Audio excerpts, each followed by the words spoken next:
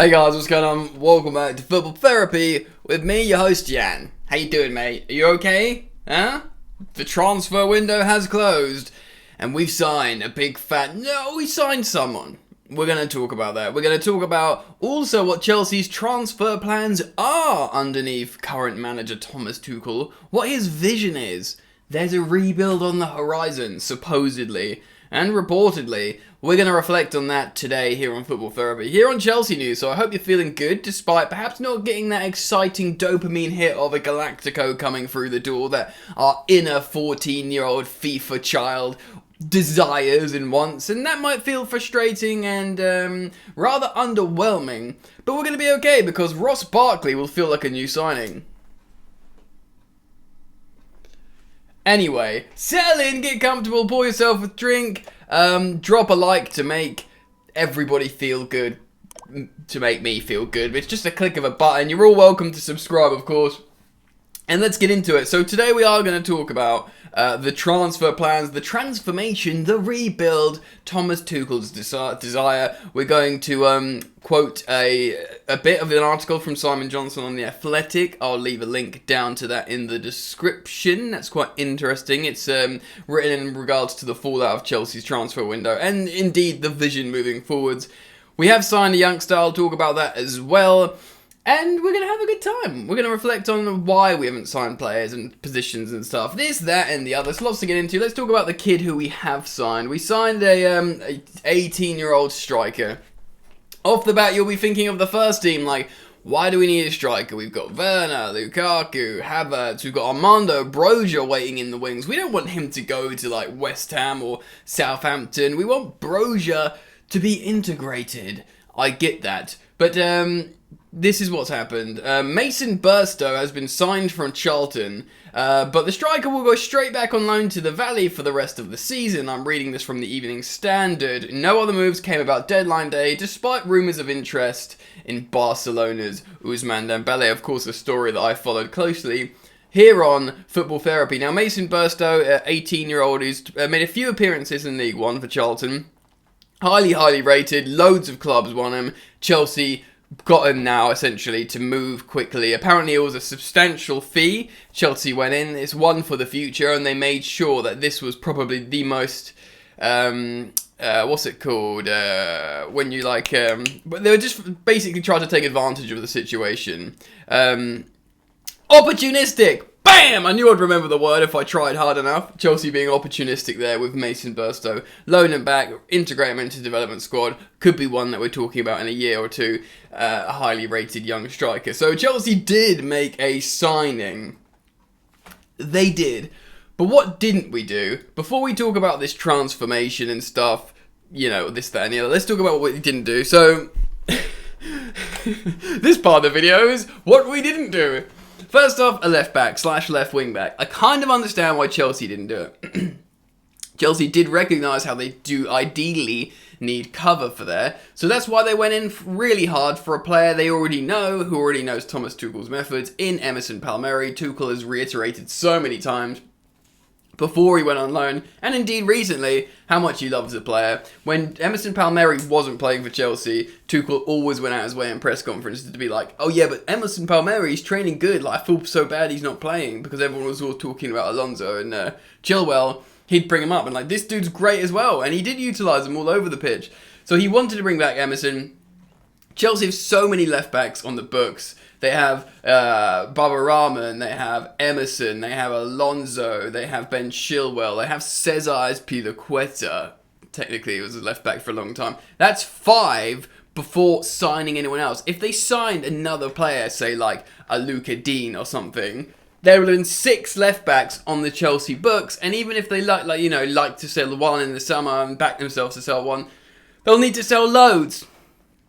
So you understand, put yourself in that position while they didn't want to buy another left back and put, Luca Digne 100k a week, 5-year deal or something. They just didn't need that. I get it. It's not exciting. We want to see a different left back playing in the starting, playing in the starting 11 right now. That's what we want. we didn't get it. But I get it, I understand. So they tried for Emerson, they couldn't do it, and then they brought in a backup, drum rolls, please, Kennedy. Now, no disrespect to Kennedy, very skillful player. Who knows, maybe he will make a dent in that position. Who knows? Who knows?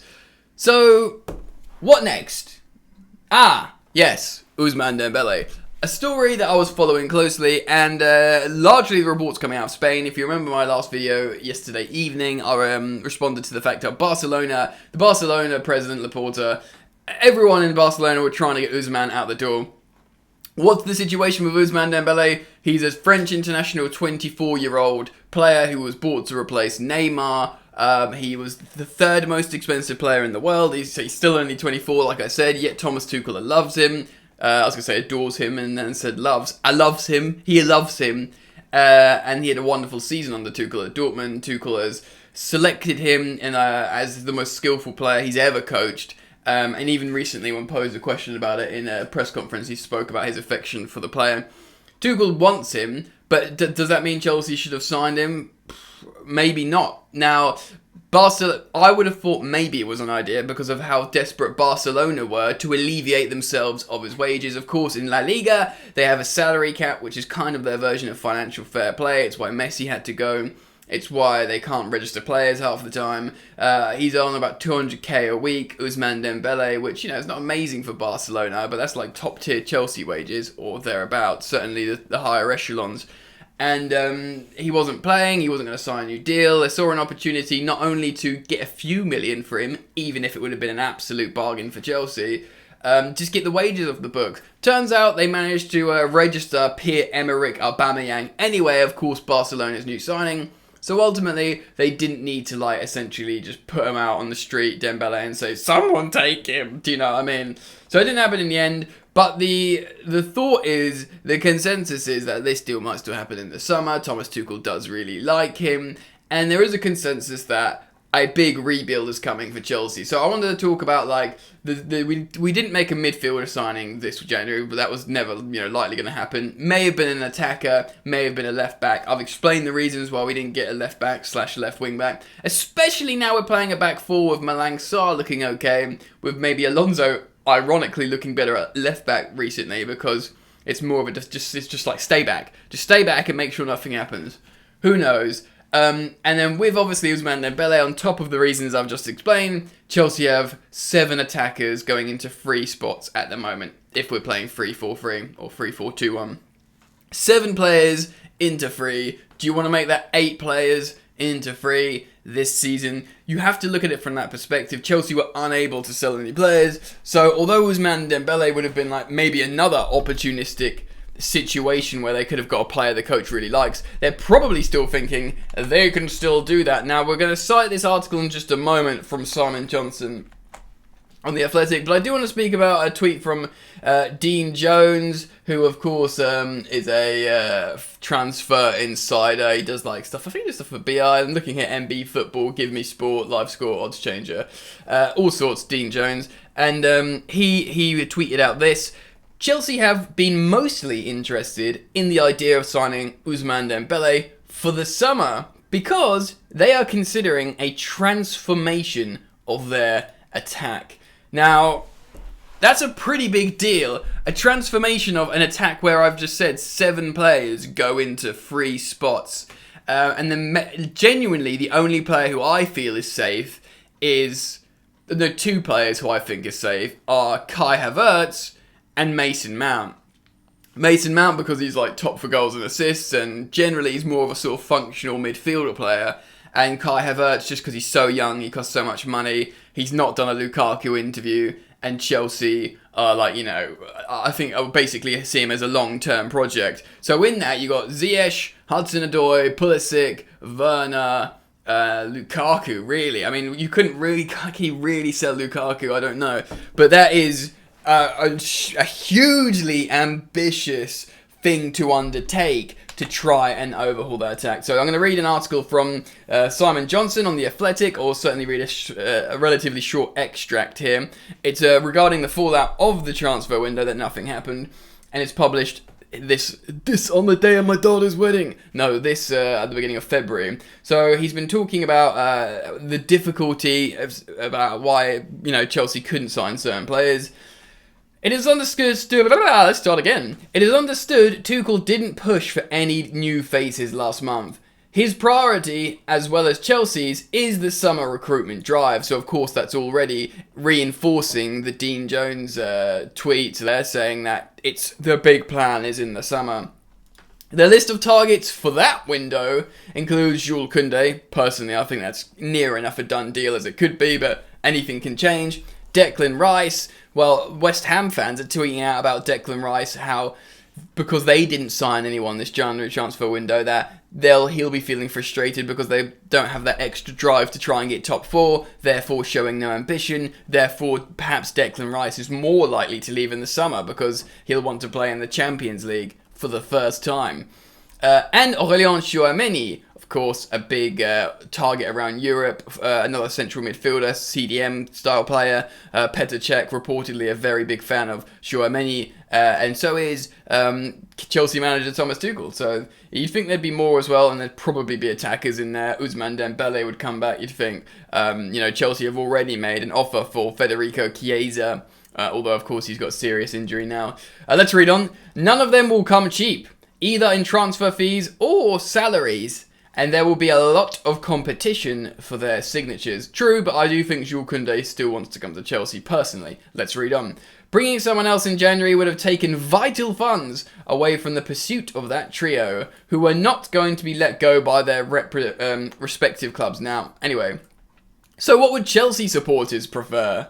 Yes, Roman Abramovich is a multi-billionaire who continues to back the club, but Chelsea are also still expected to abide by the sports financial fair play rules. Their latest accounts for the year ending June 2021 show Chelsea made a loss of £156 million over the previous 12 months. Pause. And that shocked me because Chelsea had sold a lot of players. Chelsea had won the Champions League. You know.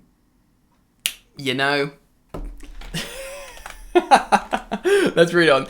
Their wage bill had climbed up to the second highest in the division. That does shock me. I'm guessing that's behind Manchester United because they pay ridiculous money to even their bench warmers. So that's kind of frustrating. I know we pay more than Liverpool, and in a way, that is a positive thing because Liverpool can't afford the best players. They're hamstrung by their American owners, FSG.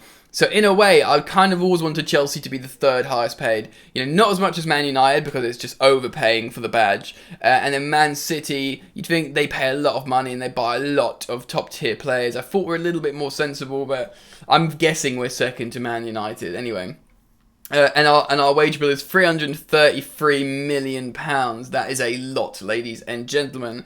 According to research by the much-respected Twitter account Swiss Ramble, an excellent Twitter account, if not rather confusing at the best of times, which primarily covers the business of football, Chelsea's expenditure on salaries has increased by 52%, 113 million in just 4 years. It's done more than double in 4 years. So since we've won the Premier League, we've more than doubled our wage bill. That is absolutely insane when you deep that. This is also significant when you consider Chelsea are currently still in the process of trying to convince Rudiger, Christensen and Azpilicueta to sign contract extensions. All three want better terms than what they are currently on. Okay, so with Cesar Azpilicueta, I think if he goes, he goes. It would be nice to keep him. He's the captain. He's a professional. He's a well-respected individual, and he's a good player. But at the same time, it might be a nice story arc for him to win the Champions League as Chelsea captain and then go and retire at Barcelona. I'm easy either way. Antonio Rudiger is obviously the must-do on that list. I think we'd probably all agree on that. And then Andreas Christensen, a little bit frustrating. Obviously an amazing player. He is. People have been frustrated with this contract saga, and a lot of people have turned on him. People forgetting that he's actually excellent and has been excellent. Obviously dropped a masterclass in the Champions League final as well when he had to replace Thiago Silva. And you're thinking oh yeah, it doesn't matter, we've got Thiago Silva. But Thiago Silva, ladies and gentlemen, is going to be 38 years old. I digress. Chelsea are reportedly planning an absolute stonking rebuild in the summer, and maybe not just the aforementioned players in Simon Johnson's article there of Tchouameni, Declan Rice, Jules Koundé. I mean, we might even buy both central midfielders and change formation a little bit. Of course, Jorginho and Kante in their 30s. Jorginho may go. Lots to consider there. But then again, you've got the likes of Billy Gilmour and Conor Gallagher. The pre-season / summer transfer window could be absolutely insane and intense before the next season in terms of returning loanees, trying to flog players, and indeed trying to buy new superstars. Wow, wee. Alright, it's been a pretty long video, guys. That's the fallout, and that's apparently the story. So let me know your thoughts. Comment down below. Let's start up a conversation about it, and let's just get networking. Boys, girls, ladies and gentlemen. I appreciate everyone who shares the videos and supports my project here, Football Therapy on YouTube. It means a lot to me for everyone who does that, and of course, dropping a like, simple like, and subscribe. Thank you very much, dear sweet friends. Enjoy the football. See you later. You ain't so tough with that bad boy talk. I'ma get it how I'm living, I'ma walk the walk. Outline my lines, I rap through thought. Body bag the verse, outlined in chalk. In my life seen trouble, hustle on the double. Silence on the trigger like my pick got a muzzle. Yo chick like to guzzle, bad boy stay in trouble. I only love this paper, sorry I don't. I laugh me bitch.